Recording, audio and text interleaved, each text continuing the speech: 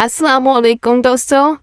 आज की वीडियो उन सब लोगों के लिए है जिन्होंने अपनी माँ को खोया या जो अपनी माँ की दुआ में जी रहे हैं। मौत की आगोश में जब थक के सो जाती है माँ, दुनिया से रोशन चली जाती है। आखिर तक जरूर सुनेगा, दिल से महसूस कीजिएगा। तो माँ की शान शुरू करते हैं। बिस्मिल्लाहिर्रहमानिर्रहीम।